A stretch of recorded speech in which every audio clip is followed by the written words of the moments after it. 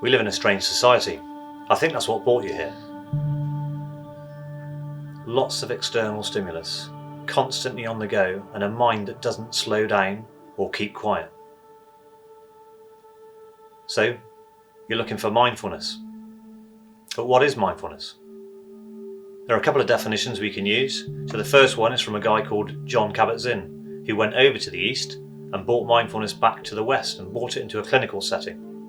And he said, mindfulness is paying attention to the present moment, non-judgmentally, on purpose. Another way of framing that could be your mind and your body, same place, same time, same focus. How often is your mind and your body in the same place, at the same time, focused on the same thing? If you're like nearly all the population, I would say that's very rare. So mindfulness has been around for a long, long time. It seems that it's quite new. You're hearing it a lot more on the radio, seeing it on the TV, lots of sports stars and celebrities advocating it. It's actually been around for over 3,000 years, and it's part of every major religion. It's just framed and used in a different way. But in this country, it's gaining some real traction. The National Institute for Clinical Excellence, NICE, are huge advocates of mindfulness, and they encourage its use in clinical settings, particularly for the treatment of anxiety and depression.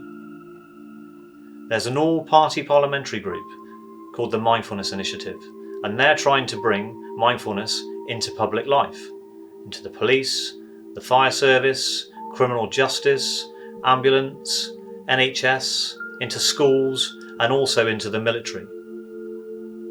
And that's why I'm here. I talked briefly about anxiety and depression, and mentioned anxiety, a simple definition, could be too much future. And depression, a simple definition, is too much past. The future is a figment of your imagination. You create it for yourself. And the past is shades of things that have been. They're just your perceptions of events. You only actually live right now, right this second, right here. You blink and you'll miss it. It's the only second you can possibly live in. This course is 8 weeks long. It's going to require some effort on your part and some practice. The reason you need to practice is very much like walking through a field. Imagine a field that nobody's trampled in before, with high grass. As you walk through, and turn around and look behind you, you'll see a very faint path. And if you keep going backwards and forwards across that path, eventually you'll create a track. And that's how pathways are created in your brain.